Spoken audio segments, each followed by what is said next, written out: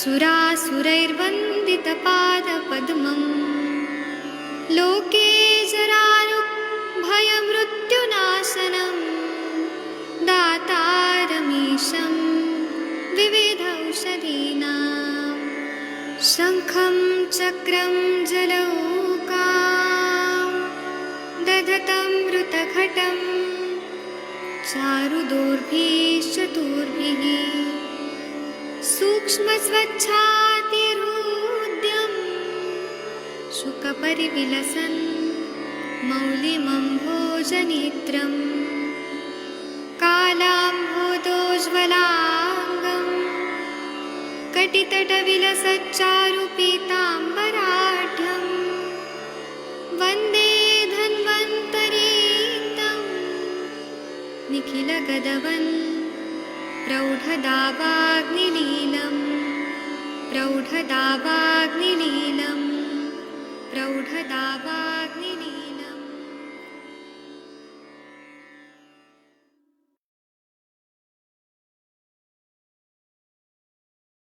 प्रणाम सभी लोगों को। मैं वैद्य अरविंद पाठक आप सभी लोगों का स्वागत करता हूं। सभी लोगों को कोटि कोटि प्रणाम करता हूं। आइए आज हम लोग शंखवटी पे बात करेंगे। शंखवटी आप लोगों ने सुना होगा कि ये बहुत अच्छा दीपन पाचन कार्य करता है, लेकिन इसके घटक द्रव्यों पे हम लोग अभी चर्चा करने वाले हैं। शंखवटी में क्या क्या होता है ये हम लोग पहले देखेंगे, और उसके बाद में हम लोग इसका पूरा चिकित्सा पे डिस्कस करने वाले हैं। और आप लोग के भी जो भी अनुभव है वो भी आप लोग शेयर कर सकते हैं। तो इसमें इमली का जो क्षार होता है वो 5 तोला लेते हैं। सेंधा नमक, काला नमक, फिर जो काला मनिहारी नमक होता है, समुद्र नमक होता है, पांचों तरह के नमक ले लिया। सांभर नमक, ये सारे 1-1 तोला की मात्रा में ले लिया। इमली का क्षार मेन है इसमें, और बाकी सब नमक है। और इसमें 20 तोला नींबू के रस में घोल देना है।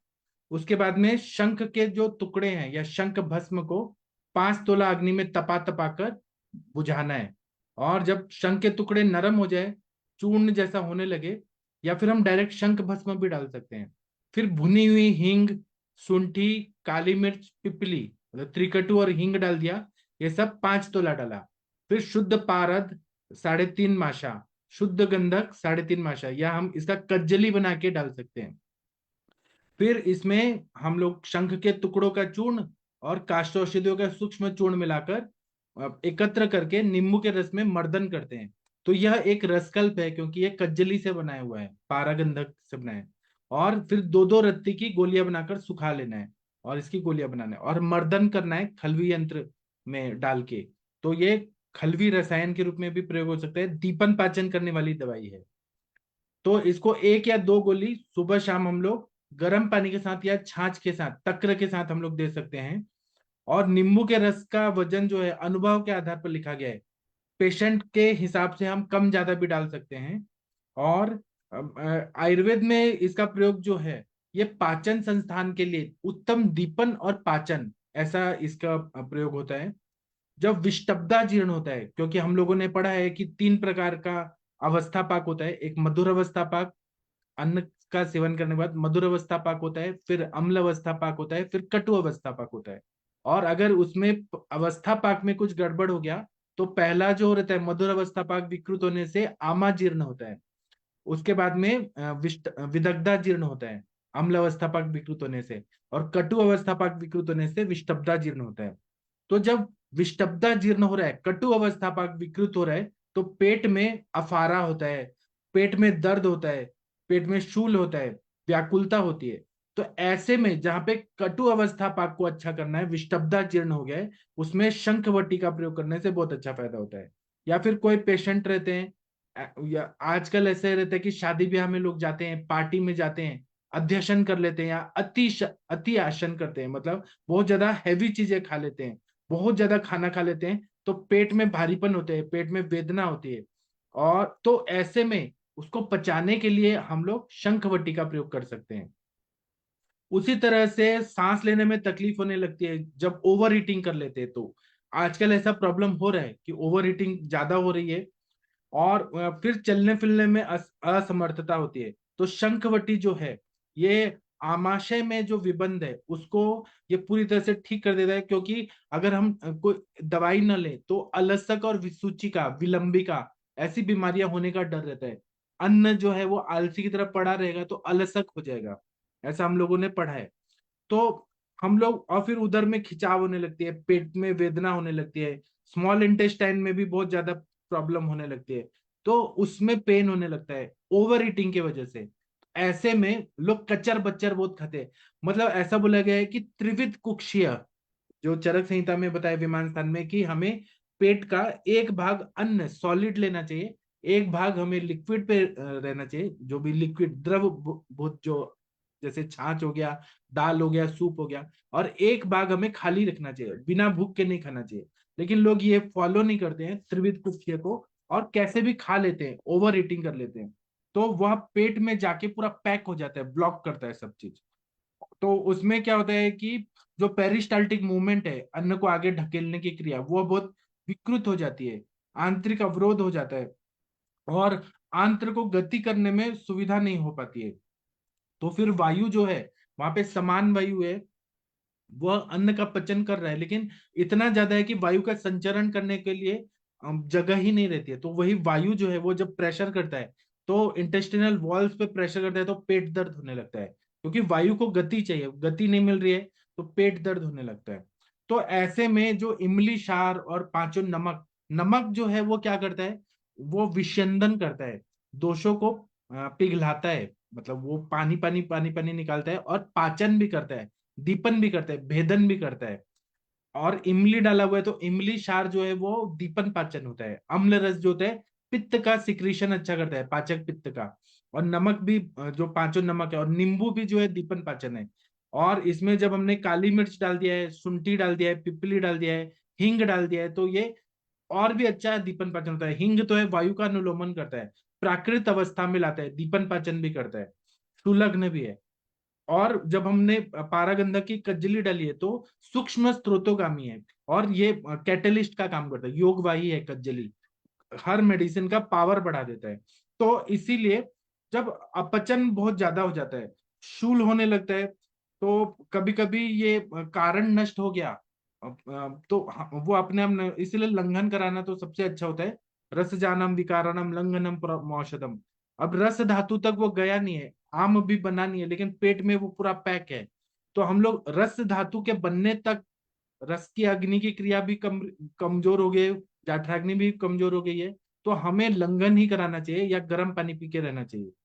उसी तरह से शुद्धांत्र और बृहदांत्र जो रहता है, वहां पे अन्न संचित होकर अनाह होता है, और भयंकर पीड़ा होने लगती है, अजीर्ण जनित शूल भी हो जाता है। ये अजीर्ण वाला जो शूल है, ये एक अवस्था होती है जो विषटब्दा जीर्ण हम लोग बोलते हैं। तो इन सबको ठीक करना है, तो शंखवटी जो है, जिसमें हींग डाला हुआ है, इमली का क्षार डाला हुआ है, पांचों नमक डाले हैं, नींबू के रस की भावना डाली है, और त्रिकटु डाला हुआ है, दीपन पाचन में सबसे अच्छी दवाई शंखवटी है। इसी तरह से ये अपक्व अन्न जो सड़ने लगता है, तो उसके वजह से अमोनिया गैस भी बनने लगती है। वह सर पे चढ़ता है अमोनिया गैस, तो उससे बहुत ज्यादा सर दर्द होने लगता है, या फिर वो वहां पे और ज्यादा सड़ने लगेगा तो अपेंडिसाइटिस भी होने लगता है। और अगर उसकी चिकित्सा न किया जाए तो पेशेंट की डेथ भी हो सकती है, अपेंडिक्स फट जाता है इन्फ्लेमेशन की वजह से। तो इसलिए इमरजेंसी में सर्जरी करना पड़ता है। कुछ लोग जो होते हैं वो इतना खाते हैं, ओवर ईटिंग, उनको ऐसा लगता है कि अगर हमने खाना नहीं खाया तो हमको वीकनेस आएगी, तो कभी भी टाइम बे टाइम खाते ही रहते हैं, और उनको उल्टी भी हो जाती है, बॉडी नहीं मांगता है तब भी खाते रहते हैं। तो ऐसे में हमें दीपन पाचन के लिए शंखवटी का प्रयोग करना चाहिए। दूसरा क्या है कि विषटब्दा जीर्ण होने के बाद शंखवटी चालू कर दिया जाए, तो कोई भी रोग होने की संभावना नहीं रहती है। और पैंक्रेटाइटिस हो गया, या फिर अन्न का सड़न से जो बीमारियां हो रही है, स्किन प्रॉब्लम हो रहा है, कुछ भी हो रहा है, वो सब रुक जाता है। विषटब्दा जीर्ण की अवस्था में क्या होता है, तो कंठ में दाह होता है, नहीं, विषटब्दा जीर्ण तो हो गया, विदग्धा जीर्ण, अम्ल अवस्था पाक अगर विकृत हो गया है ओवर ईटिंग की वजह से, या फिर बहुत ज्यादा खट्टा चीज और मिर्ची मसाला खा लिया है, गरम मसाले वाला चीज, तो अम्ल अवस्था पाक जो द्वितीय अवस्था पाक विकृत हो जाता है। या टाइम पे सो नहीं रहे हैं, रेस्ट नहीं कर रहे हैं, पचन क्रिया के लिए पेरिसिम्पैथेटिक नर्वस सिस्टम, वेगस नर्व का कार्य नहीं हो पा रहे, रेस्ट नहीं कर रहे और दिन भर काम ही कर रहे हैं, और खाना खा के तुरंत भाग रहे हैं, काम कर रहे हैं, तो विदग्धा जीर्ण होता है या रात्रि जागरण होता है, स्ट्रेस होता है किसी ना किसी तरह से। जब विदग्धा जीर्ण होता है अम्लावस्था पाक के विकृत होने से, तो कंठ में दाह होता है, खट्टी डकार रहती है, उदर में जलन होता है, भोजन करने के बाद अन्न का घंटों तक वैसे ही पड़ा रहना ऐसा फील होता है। तो ऐसे में हम लोग कामदुदा प्रवाल पंचामृत तो दे सकते हैं, लेकिन हमें कुछ दीपन पाचन वाली दवाई देनी है। तो इसमें विदग्धा जीर्ण को ठीक करने के लिए भी शंखवटी का प्रयोग करना बहुत ज्यादा फायदेमंद होता है। पेशेंट को छाछ में रखते हैं या गर्म पानी पिला के रखते हैं। इसी तरह से अपक्व आहार जो है, विदग्धाहार जनित जो मूर्छा है, या फिर अत्यधिक भोजन किया हुआ है, विष्टम्भ कारक अन्न है, या कच्चा या अपक्व भोजन है। लोग ना आधा आजकल आधा कच्चा पक्का खाना खा रहे हैं बहुत ज्यादा। आप लोगों को ये मालूम होगा कि जो ये जो है ना बीकानेर स्वीट्स वाले हैं, या फिर जो भी अलग अलग ये जो कंपनियां आ रही है जो फास्ट फूड बना के दे रही हैं, हल्दीराम का जो खाना है, वो आप नेट पे सर्च करिए। उन लोगों ने इस तरह का ट्रिक बनाया है कि ज्यादा सेल हो, इसीलिए वो आधा कच्चा खाना बना के और फिर उसको होटल में लेके जाते हैं। फिर वो ज्यादा जल्दी जल्दी बेचना होता है, सेलिंग करना होता है, तो आधा कच्चा अन्न को वो पका के और फिर वो बेचते हैं। हल्दीराम के प्रोडक्ट्स ऐसे आ रहे हैं। मैं किसी का बुराई नहीं कर रहा हूँ किसी ब्रांड का, लेकिन ये आयुर्वेद के हिसाब से गलत है कि कच्चा अन्न खा रहे हैं, अपक्व अन्न खा रहे हैं, वो उसको डबल डबल गर्म करके खिलाया जा रहा है क्योंकि पैसा बनाना है। तो जैसे वो इडली वगैरह भी बना रहे हैं, तो अमेरिका में वो चीजें देनी है, तो आधा कच्चा इडली को देके पैक करके भेज दिया जाता है, फिर वहां जाके वो पका के फिर वो खिलाया जाता है। तो ये अपक्व अन्न जो है, ये मतलब वीर्य विरुद्ध है, संयोग विरुद्ध है, संस्कार विरुद्ध है। इसको नहीं खाना चाहिए, नहीं तो बीमारियां होती है। या फिर जो लोग ठंडे पदार्थ खा रहे हैं, फ्रिज में रखे हुए पदार्थ खा रहे हैं, दुर्गंधित भोजन का सेवन कर रहे हैं, तो इन सबसे अतिसार हो जाता है, ग्रहणी रोग होता है, अर्श व्याधि हो जाती है, और बीपी का तकलीफ होता है, कोलेस्ट्रॉल बढ़ जाता है, और एक तरह के विष उत्पन्न होता है, इससे विषब्ध होता है, वेदना होती है, सर दर्द होता है, मूर्छा होती है, भ्रम होता है, पीठ और कमर का जकड़ जाना होता है, जृंभा आती है, अंग टूटना होता है, प्यास की अधिकता होती है, उल्टी होती है, छर्दी होता है, प्रवाहिका होता है, अरुचि होता है, अपचन आदि विकार हो जाते हैं। तो ये अन्न विष से विदा होकर जो आंत्र की श्लैष्मिक कला है वह भी विकृत हो जाती है, और शरीर की जल धातु की वृद्धि होने लगती है, और यही जलीय धातु जो है वह अतिसार करने लगता है, और अफारा भी होने लगता है, पेट में दर्द होने लगता है, कभी कभी तीव्र शूल होने लगता है, कभी कभी उपद्रव जो है अन्न विष जनित क्षोभ से उत्पन्न हो जाते हैं। इस अवस्था में शंखवटी जो है बहुत ही काम करता है। मैं दो एग्जाम्पल बताता हूँ कि असात्म्य भोजन क्या होता है। सात्म्य का मतलब, ओक सात्म्य का मतलब है कि अगर कोई इंसान कोई चीजें बचपन से खा रहा है और खाते खाते उसको सात्म्य हो गया अभ्यास से, तो उसको हम ओक सात्म्य बोलते हैं। अगर किसी को अभ्यास नहीं है और वह खा रहा है, तो उसको फिर वो नुकसान करता है। मैं जब बीएमएस कर रहा था, तो मेरे क्लास में एक कोई ब्राह्मण लड़का था, मैं अभी यहाँ नाम नहीं बताऊंगा, और मेरे क्लास में दो तीन मुस्लिम लोग थे। तो जो मुस्लिम लोग थे उनको आदत है बचपन से गाय का मांस खाने की, गाय का, भैंस का, ऊंट का, बड़े जो जानवर होते हैं उनका आदत है। तो ये दोस्ती में इसको, ये ब्राह्मण था, इन्होंने कभी कुल खानदान में खाया नहीं था, और इसको गाय का मांस रोज खिला दिया गया, और इसने खा भी लिया। तो इसको, मेरे क्लासमेट को संग्रहणी का बीमारी हो गया, मतलब इरिटेबल बॉयल सिंड्रोम, खाना खाते ही लूज मोशन जाना, और इतना तकलीफ था। तो ये उसको साथ में नहीं था गौ का मांस, और वो त्रिदोष प्रकोपक भी है, हैवी भी है, तो उसने क्यों खाया? तो उसको 1.5-2 साल तक आयुर्वेदिक इलाज कराना पड़ा, तब वो ठीक हो पाया। इसी तरह से आप लोगों ने देखा होगा कि जो मलेशिया है, या फिर कंबोडिया है, या फिर जो मतलब ये थाईलैंड वगैरह है, वहां पे कुत्ते का मांस खाते हैं, या चाइना में जो भी जमीन से निकलता है उसका मांस खा लेते हैं, सांप का मांस खाते हैं, या कुछ भी खाते हैं। उनके लिए वो ओक साथ में हो गया है। लेकिन वही चीज अगर इंडियन लोग खाएंगे अचानक टेस्ट करने के लिए, तो बहुत ज्यादा तकलीफ होती है। मेरे पास एक पेशेंट आई थी, वो एनआरआई थी, तो उसको संग्रहणी हो गया था, क्रॉनिक, उसको मतलब ये मुहरबद्धम मुहरद्रवम मल प्रवृत्ति होती थी, और दिन में 10 बार 12 बार जाना पड़ता था। तो मैंने पूरा हिस्ट्री निकाला, तो ऐसा पता चला कि वो चाइना में गई थी, बीजिंग में, अपने मम्मी पापा के साथ घूमने के लिए, और वहां पे मेंढक का अचार खाया उसने। मेंढक का अचार कौन खाता है? और भी उसने ऐसी चीजें खाई जो असाथ में है, और उस मतलब इंडियन लोगों को वो साथ में नहीं है। जैसे कि उसने ऐसा बताया कि जो जैसे गर्भपात सेंटर होते हैं ना मुंबई जैसे जगहों पे, कि कुंवारी लड़कियां प्रेग्नेंट हो जाती हैं, तो मतलब मैं ऐसे घिना नहीं रहा हूँ, जो फैक्ट है वो मैं बता रहा हूँ। तो वहां पे गर्भपात सेंटर में जो बच्चे रहते हैं, जो गर्भपात होता है, वो बच्चों को निकाल के, जो मतलब आधे मरे हुए ही रहते हैं या मरे हुए ही रहते हैं, वो बच्चों को निकाल के उसको पूरा क्लीन करके मसाला वसाला लगा के और वो चाइना में भेजा जाता है, और वो उसने खाया था। तो एक तरफ से नरभक्षी चीजें जैसी जो खाया, या प्लासेंटा खाया, कि ये बहुत टॉनिक है, बहुत तो हाई प्रोटीन है और ये अच्छा है, इन सब से उसको तो संग्रहणी भी हो गया था और पीसीओडी भी हो गया था, और पूरा उसको हिर्सुटिज्म भी हो गया था, वेट भी बहुत ज्यादा था। तो ऐसे सारे कंडीशन जब रहते हैं कि ओक साथ में नहीं है, और कुछ चीजें बाहर देश में या कहीं दूसरे जगह पे जाके इंसान खा लेता है, तो वहां पे अपचन होता है।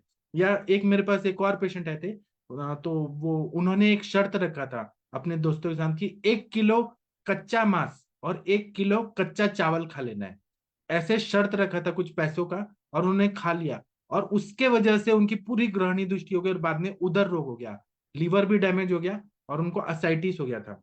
ऐसे जब कंडीशन में पेशेंट हमारे पास आते हैं, व्याधि नहीं हुआ है लेकिन अजीर्ण हो गया है, ऐसी चीजें खा ली है जो साथ में नहीं है। कच्चा चावल तो 1 किलो कोई नहीं खाना चाहिए, वो तो पचेगा ही नहीं। कच्चा सब्जी खा रहे लेकिन अग्नि अलाउ नहीं कर रहा है, ऐसे में शंखवटी का प्रयोग कर दिया, तो वह अन्न का पचन करता है, क्योंकि इसमें इमली क्षार है। क्षार जो होता है वो क्या करता है, आदो क्लेदेति पश्चात विशोषयति, एक तो वो क्लिनजिंग भी करता है, और इमली क्षार जो है वो दीपन पाचन भी है बहुत अच्छा, और सौम्य भी है, उतना मतलब तीक्ष्ण नहीं है इमली क्षार होके भी। दीपन पाचन है, इसमें नमक डाला हुआ है, पांचों नमक है, नींबू का रस है, फिर इसमें त्रिकटु डाला हुआ है, हींग डाला हुआ है। उत्तम दीपन पाचन दवाई में शंखवटी का प्रयोग होता है। इसी तरह से जिनको अन्न विष जनित शोभ हो जाते हैं, फूड पॉइजनिंग हो गया कभी कभी, ऐसी चीजें खा ली जो शरीर को साथ में नहीं है, गरम मसाले या सड़ा हुआ खा लिया। अभी मैंने ऐसे देखा था कि कुछ लोग ना एनडीए का एग्जाम देने जा रहे थे मुंबई में, तो वो दादर स्टेशन पे उतरे, और वहां पे उन्होंने शरबत पी लिया। और शरबत पता नहीं, वो मतलब आप मतलब दादर और थाने स्टेशन में देखेंगे कि शरबत ऐसे लाइट रहता है और ऐसे ऊपर ऊपर आते रहता है, तो वो कितने दिन पुराना शरबत है, वो उन्होंने पिया था, उससे फूड पॉइजनिंग हो गई। तो अन्न विष जनित जो इन्फ्लेमेशन होता है, गैस्ट्राइटिस होता है या गैस्ट्रोएंट्राइटिस होता है, ऐसे में भी शंखवटी का प्रयोग करने से बहुत अच्छा फायदा होता है। ग्रहणी रोग की अत्यंत तीव्र अवस्था होती है, तब कोई भी दवाई से जब काम नहीं हो रहा है, हम परपटी कल्प दे रहे हैं, हम और दवाइयां दे रहे हैं, लेकिन फायदा नहीं हो रहा है, कुटज परपटी दे रहे हैं, कुटज घनवटी दे रहे हैं, और फायदा नहीं हो रहा है, तो शंखवटी का प्रयोग करना सबसे सेफ होता है। और कफ प्रधान लक्षण हो गए, शूल की दशा में इसका प्रयोग करने से बहुत अच्छा फायदा होता है। मंदाग्नि अगर है, अरुचि है, शूल है, तो बहुत अच्छा फायदा करता है। इसी तरह से परिणाम शूल अगर है, खाना खाने के बाद बहुत पेट दर्द हो रहा है, ड्यूडिनल अल्सर है, तो विबंध है, अफारा है, कोष्ठशूल है, और अन्न आमाशय में बहुत देर तक रह रहा है, तब शंखवटी जो है सर्वोत्कृष्ट लाभ करती है। जीर्ण बद्ध कोष्ठता है, मतलब क्रॉनिक कॉन्स्टिपेशन है, उसमें ये जो इन्फ्लेमेशन है सीकम में या फिर अपेंडिक्स में, ascending colon, transverse colon, descending colon, sigmoid colon और रेक्टम, वहां पे जो इन्फ्लेमेशन है, उन सबको ये पूरी तरह से ठीक करता है, और कब्जियत को भी ठीक कर देता है। दीपन पाचन, मल का भी पाचन करता है, और भयंकर शूल घबराहट जो हो रही है वो सबको ये ठीक कर देता है। तो ये शंखवटी जो है वो कफ वातजन्य दोष, रस दुष्टि अगर है, आमाशय में अगर गड़बड़ी है, क्लेदक कफ अच्छे से काम नहीं कर पा रहे, पाचक पित्त अच्छे से काम नहीं कर पा रहा है, यकृत और प्लीहा काम नहीं कर रहा है, ग्रहणी और शुदांत्र और बृहदांत्र, इन सब पे ये जो है ये पूरा जीआईटी ट्रैक्ट को ये अच्छा कर देता है। ऐसा शंखवती होता है। मैं और बताऊंगा, लेकिन मैं चाहता हूं कि आप लोग कुछ बोलिए। आदरणीय अरविंद सर, आप कुछ बोलना चाहेंगे, आप शंखवटी हाँ के बारे सर। में? हाँ सर, बोलिए प्लीज। हाँ सर, वो संगवटी अपने आप में आपने जो बताया है बिल्कुल वही सही है। स्टेपडा जीर्ण में बहुत बढ़िया रोल है, विदग्धा जीर्ण में भी रोल है।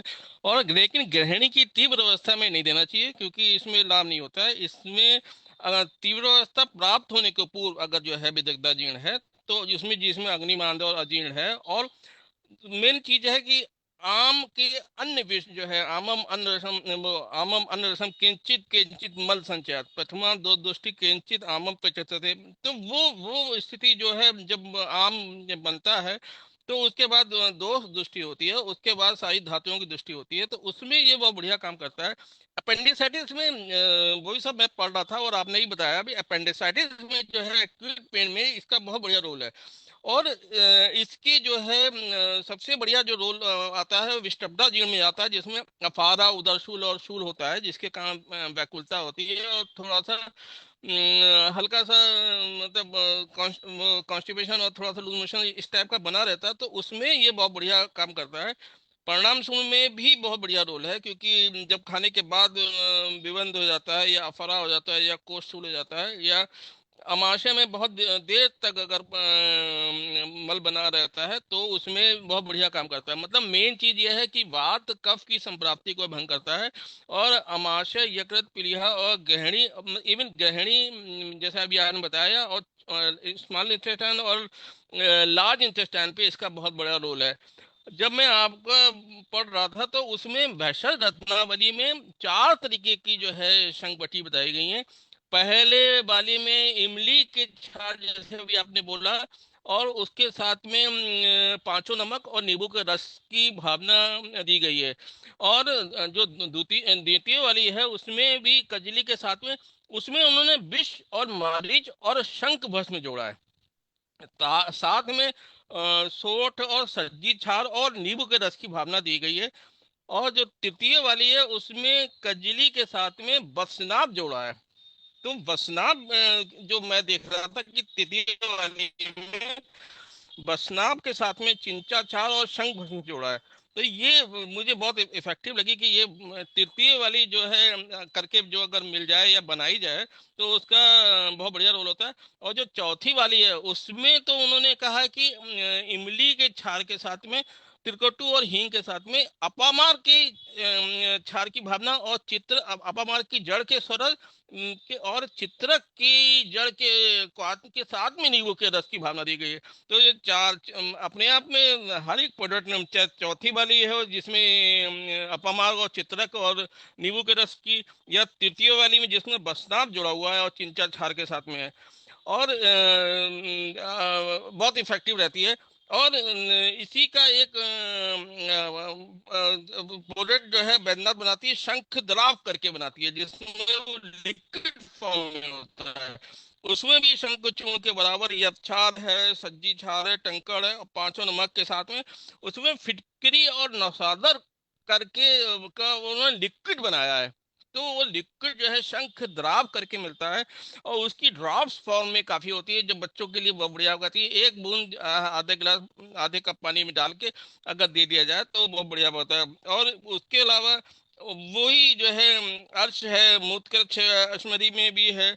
और साथ साथ उदर के रोग जितना भी उदर है और उसी की वजह से गुल्म हो रहा है या पीलिया हो रही है या जीर्ण ग्रहणी और विसूचिका में भी वो इफेक्टिव है। तो ये प्रोडक्ट का जब हम लोगों ने इस्तेमाल करते हैं तो ये ध्यान रखना चाहिए कि विषटपदा जीर्ण, विदग्धा जीर्ण और गृहिणी की एक्यूट फेस में नहीं देना है। बाकी विष्ठता जीर्ण विदग्धा जीर्ण में ये प्रोडक्ट वातानुमन करने के लिए, क्योंकि इमली का क्षार और पांचों नमक की वजह से ये पकवासे पे बहुत बढ़िया काम करता है। और साथ में नींबू के रस की भावना जो दी गई है, और कहीं कहीं उन्होंने चिंचा छार और शंख भस्म के साथ में बसनाव की रखा है, और कहीं कहीं अपामार्ग और चित्रक के जड़ के साथ में नींबू को रखा है। तो ये हम लोग अपने उसके हिसाब से इस्तेमाल कर सकते हैं। Right sir?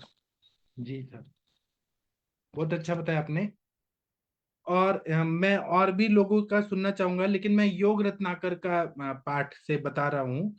तो ऐसा बताया कि चिंचा क्षार पलम पटु वज्र पलम निम्बू रसे कल्कितम तस्मिन् शंख पलम प्रतप्तम सकृन निर्याप्य शीर्णावधि हिंगु व्योष पलम रसामृत बलि निक्षिप्य निष्कांशका निष्कांशकान बद्ध्वा शंखवटी शय ग्रहणिकान रुक पक्ति शूलादिषु शय ग्रहणिका रुक पक्ति शूलादिषु। मतलब इमली का जो ये रहता है, जो छिलका होता है इमली का, उसका हम क्षार लेते हैं, राख लेते हैं 4 तोला। सेंधा नमक, काला नमक, विड नमक, और ये 5 जो नमक होते हैं, सांभर नमक, ये सब लेते हैं, समुद्र लवण, और ये 4 तोला। शंख भस्म 4 तोला। हिंग और त्रिकटु, ये सब एक एक पल की मात्रा में लेते हैं। पारा और बचनाग और पारा, बचनाग और गंधक ले लेते हैं एक एक तोला की मात्रा में।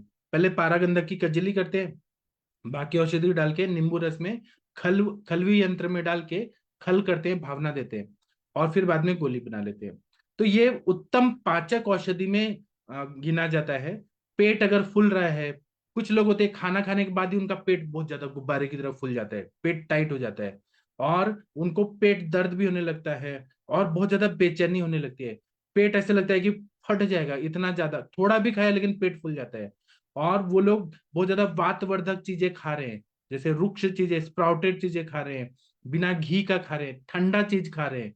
खाना हमेशा क्या बोला है, स्निग्धम मशनियात, उष्णम मशनियात, न जलपम न हसन, मतलब ज्यादा हंस के ना बात करके नहीं खाना है, और उष्णम मशनियात मतलब गर्म खाना है। तन मना भुंजित, मतलब मन को कंसंट्रेट करके खाना है। तो जो लोग बहुत ज्यादा खा लेते हैं या टीवी मूवी देखते हुए बहुत ज्यादा ओवर ईटिंग कर लेते हैं धीरे धीरे खा खा के, तो उनको पेट में बहुत ज्यादा डर ये भर जाता है गैस, और उसकी वजह से अपचन हो जाता है।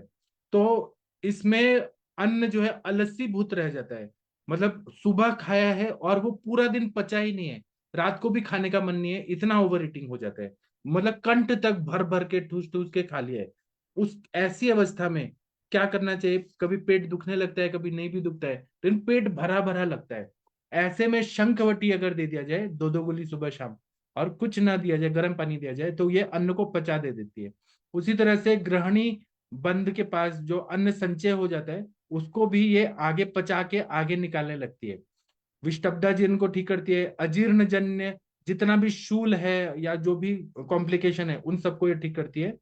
विदग्धा जीर्ण में जो जलन बहुत ज्यादा हो रही है, खट्टी डकार आ रही है, पेट में ऐसा लग रहा है कि पेट में भी दाह हो रहा है अंदर से, और मतलब कुछ तो ऐसे अजीब फीलिंग हो रही है, ऐसे में अनुपान बदल के या तो मीठा छाछ दे दे, या फिर हम कोष्ण जल दे दे, या आंवले का रस दे दे, या मतलब अनुपान बदल के हम लोग इसका प्रयोग करा सकते हैं, तो बहुत अच्छा फायदा होता है।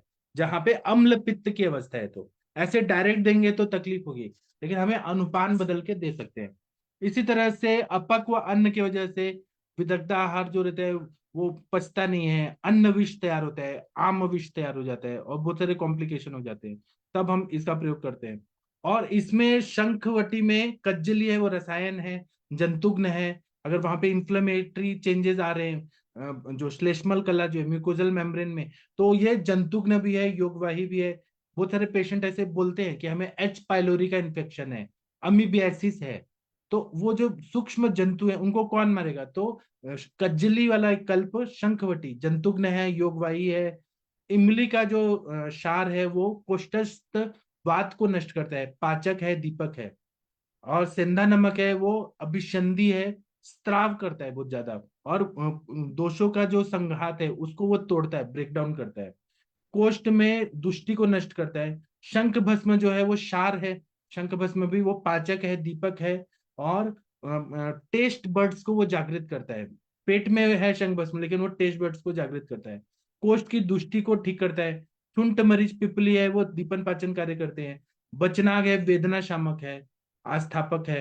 इसी तरह से वात कफ के पे ज्यादा काम करता है, रस धातु पे ज्यादा अच्छा काम करता है, रसगत आम का भी पचन करता है। आमाशय, यकृत, प्लीहा, उंडुक, लघ्वंत्र, शुद्धांत्र, ग्रहणी, सब जगह यह काम करता है।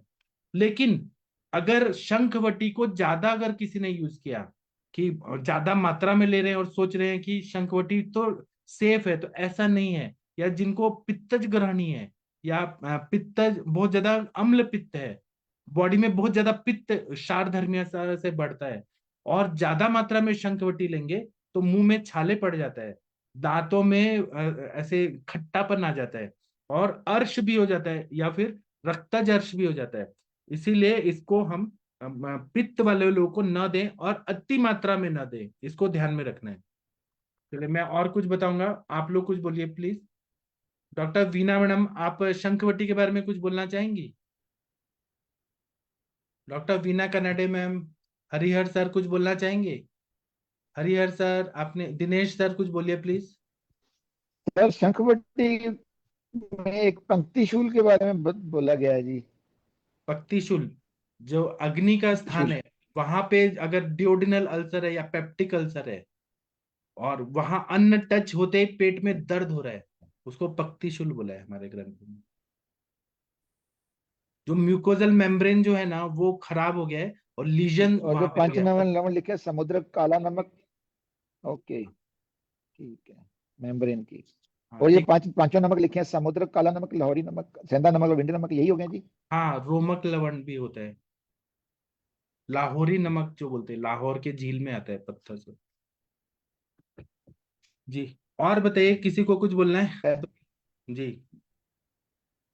जैसे पंक्ति शूल जो है खाने के पाचन के समय, जो जब पाचन के समय जो दर्द होता है उसको पंक्ति शूल बोला जाता है। और एक अन्य द्रव शूल होता है, एक होता है अन्न के बाद में जो है उसको खाना खाने के बाद शूल होता है। यही उसको हुआ ना अल्सर सर, से, पेप्टिक अल्सर डियोडिनल अल्सर ही पेप्टिक, हुआ हाँ ना। अल्सर से रिलेट किया पेप्टिक अल्सर और ड्यूरल अल्सर को। पेप्टिक अल्सर में खाने के साथ में ही हो जाता है तुरंत, और ड्यूरल अल्सर में खाने के बाद होता है 2 घंटे बाद। हाँ तो पंक्ति शुल्क को जो है एसिड, वो पेप्टिक अल्सर से रिलेट कर सकते हैं। हाँ।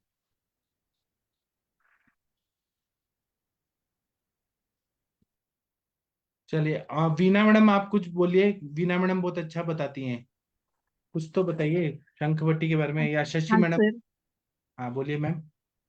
अम, भैषज रत्नावली में 2 प्रकार के शंखवटी का उल्लेख आया है सर। महाशंखवटी या बृहद शंखवटी या इसके नाम से, और एक लघु शंखवटी जो हम हमेशा यूज करते हैं। मैंने तो कभी महाशंखवटी यूज ही नहीं की, मैं तो शंखवटी जो मार्केट में मिलती है वही। और बहुत सारे शंखवटी को जो हम यूज करते हैं लघु शंखवटी, तो उसको अम्बट चुका जो रहता है चुक्र, तो उसकी भावना दी होती है, नींबू रस की और चुक्र की। आपने तो सब बहुत अच्छा बोल दिया है, हम क्या बोलेंगे। इस शंखवटी का अम्ल और कटु रस है। वीर्य इसका उष्ण है और विपाक कटु है। इसकी मात्रा में तो 250 मिलीग्राम की टैबलेट सुबह और रात ऐसी देती हूँ, तक्र के साथ, उष्णोदक के साथ, या कभी कभी घृत के साथ भी मैं इसको देती हूँ। ये कहाँ पे काम करती है, तर बहुत ज्यादा प्रायः ये महाश्रोतस पे बहुत अच्छा काम करती है, आमाशय पे और पक्वाशय पे बहुत अच्छा इसका काम होता है।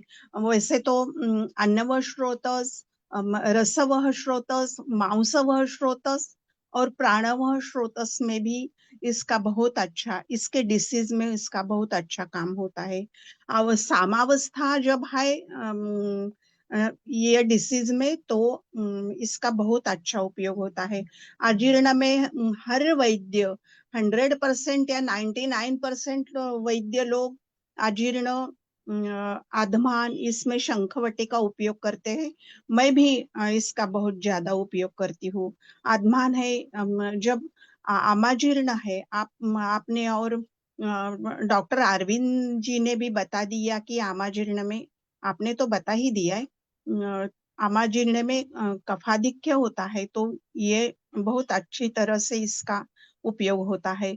आमाजीर्ण में ये लक्षण मिलते हैं, पेशेंट को उदर गौरव होता है, उत्क्लेश होता है, अक्षी कूट शोथ, ये स्पेशल लक्षण जब मिलता है तो, और डकारे आती है पेशेंट को, और मन में स्निग्धता होती है, चिकटपना रहता है, ऐसा मल का जब उल्लेख करते हैं तो पहले विचार में शंखवटी का करती हूँ। क्या होता है आमाजीर्ण में, तो आमाशय में क्लेदक कफ बढ़ जाता है और पाचक पित्त सौम्य हो जाता है, तो इस अवस्था में आमाजीर्ण होता है और शंखवटी अप्रतिम काम करती है। उसके बाद में अतिसार और प्रवाहिका में भी मैं शंखवटी का विचार करती हूँ। मगर अतिसार और प्रवाहिका की इस अवस्था में जहाँ पे आम हो, आम के लक्षण दिखाई दे रहे हो, जड़त्व हो, पेट भरा हुआ जब लगता है, ये तकरार पेशेंट की रहती है, तो वहां पे मैं अतिसार और प्रवाहिका में भी मैं शंखवटी का विचार करती हूँ। गृहिणी में तो मंदाग्नि होती है। ये तो सब इसके जो द्रव्य है, पंचलवण, चित्रक है, त्रिकटु है, हिंगू है, अजमोदा है और चुक्र की भावना है, तो ये दीपन पाचन करते ही है। अर्श में भी ये मैं मगर कभी भी देना है तो मैं आम आम है ऐसा विचार करके ही देती हूँ। निराम अवस्था में मैं शंखवटी नहीं यूज करती हूँ। जब धातुक्षय गृहिणी में जब धातुक्षय ज्यादा होता है तो पंचामृत परपटिका या कौन सी भी अलग परपटिका में विचार करती हूँ। धातुक्षय है तो मगर आम है तो पहले शंखवटी उसमें देती हूँ। प्रायः वातज गृहिणी जब है तब इसका रिजल्ट मुझे बहुत अच्छी प्रकार से आया है। और फूड पॉइजनिंग जैसी स्थिति हमारे विसूचिका में जब होती है, उल्टी होती है और द्रवमल प्रवृत्ति होती है। अभी हमारे पास ये साथ चल रही है, छोटे बच्चों को की उल्टी है, थोड़ा फीवर है और मल प्रवृत्ति भी हो रही है, तो बच्चों में तो नहीं दे सकते, बड़ों में जब है इस अवस्था है तो भी मैं शंखवटी देती हूँ। और विसूचिका में बहुत अच्छी तरह से इसका रिजल्ट मिलता है, क्योंकि वहां पे भी अग्नि मंद हुआ होता है और अवरोध पक्वाशय क्षोभ हुआ होता है, आमाशय और पक्वाशय का।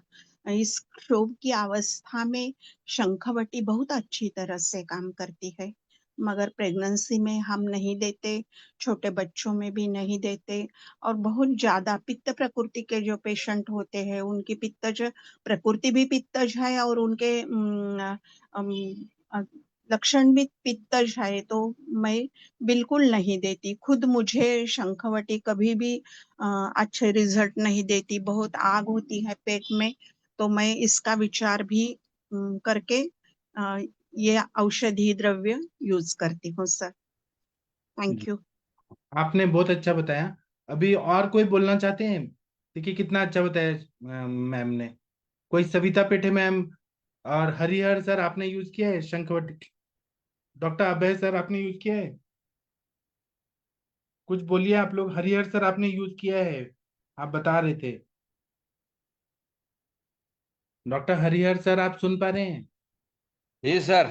आपने शंखवटी का यूज किया है दीपन पाचन के लिए? हाँ मैं देता हूँ सब, ये डकार बकार खट्टे ऐसे आते हैं, पेट फूल जाता है, वो तो बोलता है खा खा लिया तो पेट एकदम भारी भारी हो गया है, ऐसा बोलता है, तो इनको हम देते हैं सर। और ये विसूचिका में सब सर उनके साथ भी हम देते हैं, संजीवनी वटी और ये दोनों साथ में देते हैं शंखवटी।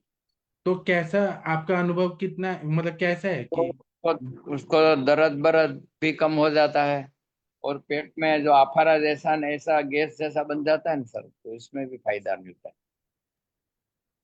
जी? मैं एक और बोल दूं सर, एक। हाँ जी। जी। हाँ, जब मलावरोध बहुत है पेशेंट में तो विबंध होता है मल का, तो उसमें शंखवटी का बहुत अच्छा काम होता है। ये मल भेदन करके बाकी अन्य दवा देने के बाद में दीपन पाचन करके उसके साथ अन्य दवा देने के बाद मलावरोध भी कम हो जाता है, मगर शंखवटी बहुत दिन तक चलानी पड़ती है क्योंकि उसका भेदन कार्य होता है, मल भेदन का। बस, थैंक यू। बहुत अच्छा बताया आपने।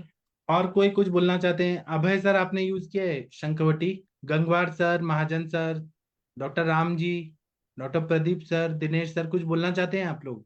अरविंद सर कुछ बोलना चाहते हैं आप? और हाँ सर, मेरे से मैम ने बोला कि बच्चों को नहीं देते, तो बच्चों में क्यों नहीं दे सकते? बच्चों में दिया जाता है, मैं तो देता हूँ।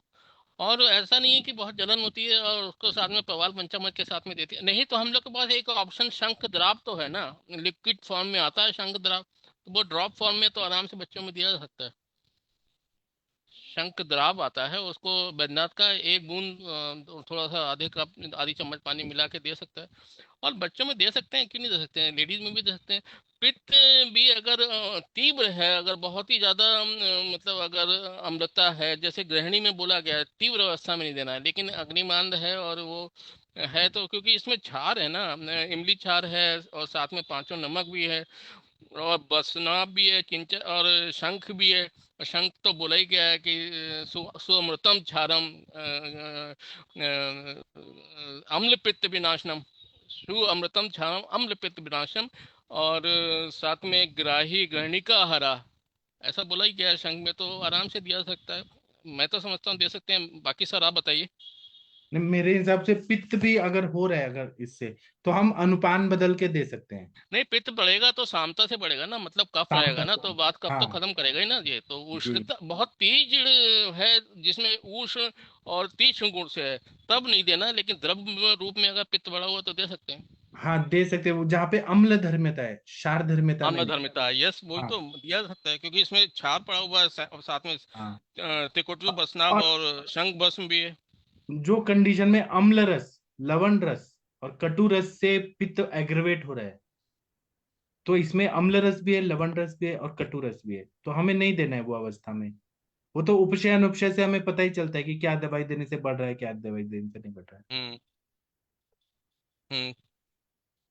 जी ठीक है। और किसी को कुछ बोलना है? आप लोग को आज का लेक्चर कैसा लगा, आप लोग बताइएगा जरूर। लेकिन सर वैद्यनाथ ये भैंसा रत्नावली में चार तरीके के बताए गए हैं। देखिए हाँ शंख जो अभी मैम ने बोला कि दो तरीके के हैं, शंख शंख बटी लघु वाली चार तरीके की बताई गई है, और चारों में अलग अलग इंडिकेशन है। कहीं कहीं पे विष दिया, विष रखा गया है मालिश के साथ में, और कहीं पे जो है बसनाभ और चिंचा छार के साथ में रखा है, और कहीं पे जो है अपामाग की जड़ और चित्रक की जड़ और नींबू के रस की। तो ये अलग अलग हम लोग अलग अलग अनुपान में अलग अलग व्याधियों में दे सकते हैं सर।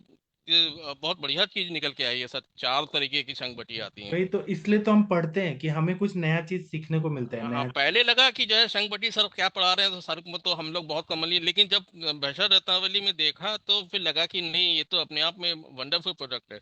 और हाँ फिर जब उसको वही अष्टांग हृदय से देखा, तो अष्टांग हृदय में भी अपेंडिसाइटिस का उन्होंने बोला कि अपेंडिसाइटिस में भी, और विस्टब्धा जो तृतीय अवस्था पाक में, तो बहुत बढ़िया वंडरफुल है। और वो तो मैम ने भी बोला भी कि जो है क्लीनिंग करेगा तो बल भेदन करेगा, क्योंकि बात अष्टांग का हृदय में नहीं सर, ये जो आयुर्वेद सार संग्रह उसमें बताया। आयुर्वेद सार संग्रह में सर, हाँ आयुर्वेद सार संग्रह में, जी। Yes sir. तो वो मल भेदन करेगा तो अनुलोमन करेगा, बात उदावत में है, अदमन है, अजीर्ण है, विबंध है, विष्टब्दा जीर्ण है, तो ऐसी चीजें कॉमन चीजों में तो हम लोग आराम से देते ही हैं। जी अभी जो आपने कहा अपामार्ग क्षार कहीं डाला हुआ है, कहीं चिंचा क्षार, तो किसी किसी को चिंचा क्षार से तकलीफ हो रही है तो उसको अपामार्ग क्षार वाला दे सकते हैं, इसीलिए उन्होंने अलग अलग बनाया है। उसमें उन्होंने अपामार के साथ में अपामार की जड़ का सरस है और चित्रक के जड़ की साथ में नींबू के रस की पृथक पृथक सात भावनाएं उन्होंने बोला, सात सात भावनाएं उन्होंने बोला है, जो चौथा वाला संगबटी है, चतुर्थ चतुर्थ एक संगबटी है। में तो बचनाक भी है, एक में तो हाँ बसनाग बचनाक। तृतीय वाले में, बसनाग तृतीय तृतीय वाले में बसनाग के साथ में तिगटू और चिंचा छार है। ये हाँ थर्ड वाला जो है उसमें, और जो हाँ। सेकंड वाला उसमें विष मरीच और शंख भस्म के साथ में सोंठ सज्जी और नींबू रस की भावना दी गई है। तो मैंने नोट किया है इसको, मैंने कहा ये तो बहुत ही अच्छा कॉम्बिनेशन और निकल क्या के है, आता है। पहले के हम लोग वैद्य लोग।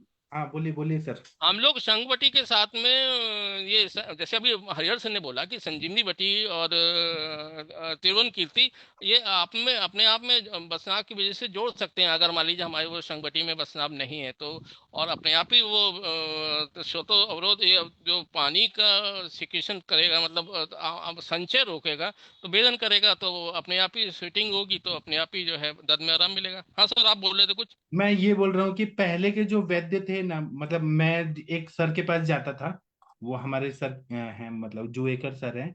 वो मेरे कॉलेज में पीएचडी संहिता में और पीएचडी एनाटॉमी में है। और उनके जो गुरु है वो फणसरकर शास्त्री, पुणे के बहुत प्रसिद्ध वैद्य जिन्होंने 60-70 साल प्रैक्टिस किया, उनके स्टूडेंट है। और ये सर भी अभी 80 साल के हैं। तो इनके पास मैं जाता था ना, तो इनके पास ऐसी बहुत सारे कॉम्बिनेशन में दवाई है जो खुद बनाते हैं। भेषज रत्नावली देखते हैं, शंखवटी 4 टाइप का। तो मुझे लगता था ये 4 टाइप कहाँ से लाए हैं? और फिर अभी समझ आता है कि भेषज रत्नावली के वो और खुद ही दवाई बनाने का शौक है इनको। और फिर बाद में उनके जो बच्चे हैं वो बनाते हैं और बनवाते हैं स्टूडेंट से। तो ऐसे 4-4 टाइप के शंखवटी उनके क्लिनिक में मैंने देखा। मार्केट में वो सब नहीं मिलेगा, इतनी वैरायटी नहीं मिलेगी। वही मैं देख रहा था सर, वैष्णव रत्नावली में 4 तरीके की बोली गई है। मतलब ये अपने आप में ये पहली बार मालूम पड़ा है कि 4 तरीके की शंखपट्टी आती है। और पहले के वैद्य जो थे ना, वो एकदम डेडिकेटेड थे कि हमें बनाना है तो बनाना है, अपने पेशेंट को हम अपनी दवाइयां ही बना के देंगे। तो इसलिए वो बहुत सक्सेसफुल रहते थे हमेशा। अभी मार्केट में जो शंखवटी आती है ना, वो आप कितना भी दीजिए कुछ फायदा ही नहीं होता है, ऐसा लगता है मिट्टी खा रहे हैं। ये भी बहुत प्रॉब्लम है, क्योंकि वो क्वालिटी नहीं दे रहे वो लोग शंखवटी का। बच्चनाक से ये योग वाहित्व उसका बढ़ गया है ना, जी, त्रिभुवन कम कीर्ति है में भी बट है ना वत्सनाभ, त्रिभुवन कीर्ति वो में भी है। त्रिभुवन कीर्ति में ज्यादा है, ये इसमें कम है।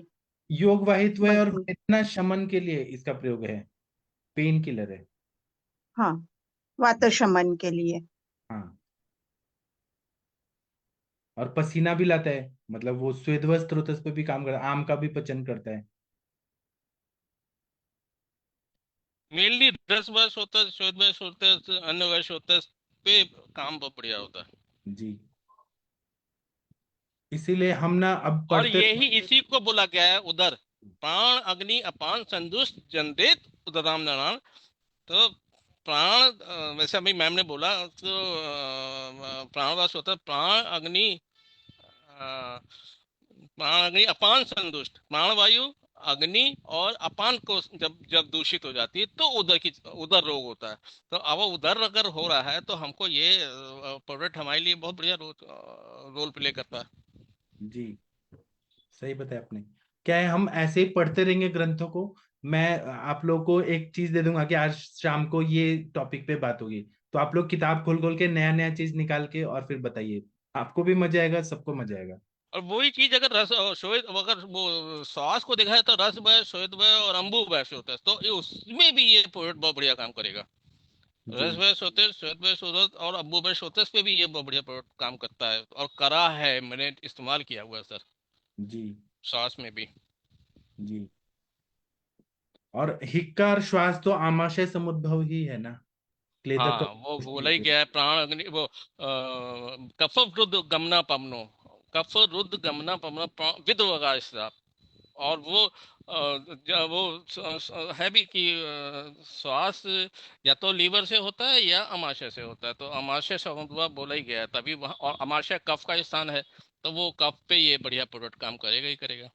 जी, सबसे मेन रोगा सर्वेपि मंदाग्नो, सभी रोग मंद अग्नि से होते हैं। ये अग्नि ड्यू को टू अच्छा कर रहा है तो सब अच्छा हो जाएगा। ड्यू टू आम हो रहा है, तो आम किंचित किंचित मल संचात हो ही रहा है, तो इसीलिए उधर में बोला गया कि उधर में क्या है, उधर जो है मल संचय अगर जब भी होगा, मल अगर आपका प्रॉपर रूप से नहीं निकल रहा है तो उधर रोग होगा। और वो कहाँ संचित हो रहा है, त्वक और मांस दरा कला के बीच में इकट्ठा होता है। गृहिणी आंतों महाश्रोतस में जाता है, लेकिन उधर जो है त्वचा और मांस धरा कला के बीच में जो है, चाहे वो वातिक पित्तक कफज सन्निपातोदर छतोदर बद्ध गुदोदर गुदोदर जितने भी हैं। और लास्ट में उन्होंने चरक में बोला है कि जल संचिति हो जाती है। और सुश्रुत में इसी चीज को उन्होंने बोला है, लास्ट में कैंसरस की तरफ जाता है, मतलब कैंसर की तरफ बोला है उधर में। तो अपने आप में उन्होंने चरक और सुश्रुत ने अलग अलग चीजों में हाईलाइट किया है, लेकिन जल संचिति चरक ने बोला है और कैंसर्स की तरफ सुश्रुत ने बोला है। जी, तो मुझे ये कहना है, आपका बात सब सही है, मुझे ये कहना है कि जब उदर में जा रहे संप्राप्ति, तो दोष दूषित समूर्छना धात्वग्नि लेवल तक दूषित हो रही है। धात्वग्नि में विकृत होने से एक एक धातु दूषित हो रहे हैं और सार्किट विभाजन सूक्ष्म रूप से नहीं हो रहा है। लेकिन शंखवटी देखा जाए तो ये जाठराग्नि लेवल, स्थूल अग्नि जो है वहां पे ये इसका ज्यादा इफेक्ट देखा जा रहा है। बराबर है ना? दातवाहिनी पे भी जाएगा सर, क्यों नहीं जाएगा, दातवाहिनी पे भी जाएगा, जाएगा। जाएगा, लेकिन ज्यादातर अभी हमने जो पढ़ा उससे ये समझ आ रहा है। हाँ, इवन पंचभूताग्नि पे भी सर बहुत बढ़िया काम करेगा ये। हाँ, काली मिर्च है ना, करेगा। काली मिर्च है तो और सभी बचनाभ और त्रिकटु और चिंचा छार सभी तो है सर, अपने आप जी में काम करेगा। और जी, कजली प्रिपरेशन है ना, तो कजली प्रिपरेशन तो सूक्ष्म सूत्रों का भी जाएगा। जाएगा ही जाएगा। हाँ ये पृथ्वी महाभूत पे ज्यादा काम करेगा ना। बात का हाँ, पृथ्वी और जल। पृथ्वी हाँ, जल पे। हाँ पृथ्वी और जल पे। हाँ, जल भी तो है ना, जल। कफ, आम, ये सब जो हाँ है। हाँ हाँ। तो सर इसके क्या नाम है, अग्नितुंडीवती और शंखवटी में हम क्या भेद कर सकते हैं, कहाँ कहाँ इन अग्नितुंडी दोनों। में तो कुचला होता है सर, वो तो बहुत ज्यादा स्ट्रांग होता है अग्नितुंडी। वसनाभ, वसनाभ उसमें भी कुचला होता है, वसनाभ भी तो होता है अग्नितुंडी में। हाँ, वो तो उसमें भी थोड़ा डेंजरस होता है, पित्त प्रकृति वालों को दिया ना तो वो ज्यादा पल्स रेट नहीं बढ़ा होता, देगा। नहीं दे सकते उसमें। उसमें नहीं दे, ये थोड़ा सेफ ड्रग है। कुचला के कल अग्नि थोड़ा। तुंडी शायद दीपन काम करेगा, ये पाचन काम करेगा। हाँ, ये पाचन करेगा। अग्निधूपी अगर अगर आम अगर मल मतलब भूख नहीं लग रही है, अग्निमांद है, तो अग्नितुंडी बहुत बढ़िया काम करेगा। और वो भी खासकर कफज पेशेंट में, या कफज गृहिणी हो, या प्रमेह हो, या कफोदर हो, तो और या कफ की व्याधियां हो, तो उसमें अग्नितुंडी बहुत बढ़िया, क्योंकि वसनाभ के साथ में कुचला है ही। प्लेग और ज्यादा है तो वहां पे अग्नितुंडी यूज कर सकते अग्नितुंडी हैं, करेगा, प्लेग। हाँ हाँ अग्नि प्रदीपक काम करेगा। हाँ। Thank you so much sir. आप लोग को याद है जब पाकिस्तान ने पहलगाम का आतंकवादी हमला किया था, तो मोदी जी ने क्या किया कि ये अपने जो रफाल है, राफेल है, फिर सुखोई है, उसमें ब्रह्मोस लगा के और उनके सारे जो है आतंकवादी अड्डे वो उड़ा दिए। उसके बाद में उनके एयरफोर्स स्टेशन उड़ा दिए। तो वो फिर शांति हो गए। ऐसे ही ये दीपन पाचन करने वाले जो द्रव्य है ना, ये सारी संप्राप्ति को पहले ही भंग कर देते हैं। क्या बात है सर, क्या उदाहरण दे रहे हैं आप। फिर आगे ब्याज अपने सिंदूर, आप ठीक ही हो जाएगा। ऑपरेशन सिंदूर पे सर पहुंच गए। और पेशेंट भी तो यही चाहता है ना कि हम हाँ, लोग थोड़ा ज्यादा थोड़ा खा के। हल्कापन भी होना चाहिए ना, है ना, संभाषा में थोड़े बता। हाँ, मतलब पेशेंट भी तो यही चाहता है कि हमारा भूख लगे, हमको पेट साफ हो, हमारा गैस ठीक हो। यही तो चाहता है ना। नहीं तो वहां एलोपैथी में वो डाइजिन खाते रहते हैं, एंजाइम्स, प्रोबायोटिक, क्या क्या खाते रहते हैं। तो उससे तो ना, हमारा तो कितना अच्छा दवाई है। जी। सर मुझे अब वही लिस्ट आम, दीजिए ना, लिस्ट बुक की। हाँ, वही मुझे सर अब। आम पाचक में पटोल इंद्र कुटकी, उन्होंने केवल कहा कि पटोल इंद्र कुटकी ही खा लीजिए, उससे भी आम पाचन हो जाएगा। हाँ यहाँ पे उन्होंने कजली प्रिपरेशन के साथ में छाछ जोड़ दिए। हाँ, तो इतने शंख सारे बटी, हमारे सर ऑप्शन बोलते हम हैं लोग ना के पास कि। बहुत है। हाँ, हमारे सर बोलते हैं कि एक व्याधि पे 1.5 1.5 लाख दवाइयां हैं हमारे आयुर्वेद में। इतनी वैरायटी ऑफ दवाइयां हैं। हर हर लक्षण पे एक दवाई बनती है सर, जैसे बिल्कुल कहीं पे मल रुक रहा है, पेशाब नहीं हो रहा है, बस नाम का कंडीशन जोड़ दीजिए। कहीं गैस ज्यादा बन रही है तो छाछ जोड़ दीजिए। और कहीं पे भी जो है अग्नि प्रदीपन करना है, तो उसमें त्रिकटु के साथ में सज्जी छाछ या छाछ जोड़ दिया कोई भी, या पांचों नमक के कम्बिनेशन अपने आप में, पंच लवण सब, और ये प्रवाल पंचामृत वगैरह ये सब कॉम्बिनेशन। और हर एक क्षार के लिए भी तो उन्होंने बोला कि कहीं मुक्ता जो है सुशीतलम क्षारम हृदय आमय विनाशिनी, कहीं कहीं बोला है शंख के लिए कि गृहिणी पे काम करती है, कार्पदिका लार्ज इंटेस्टाइन पे जो उसका उस पे काम करती है। और इस तरीके से उन्होंने हर एक चीज का अलग अलग मेंशन किया है। जी उसकी लक्षण जो रचना कर्पेतिका की जो है कोलोन की तरह, रेक्टम की तरह होती है ना, तो कर्पेतिका वहां बढ़िया काम करती है। शंख गृहिणी पे काम करेगी।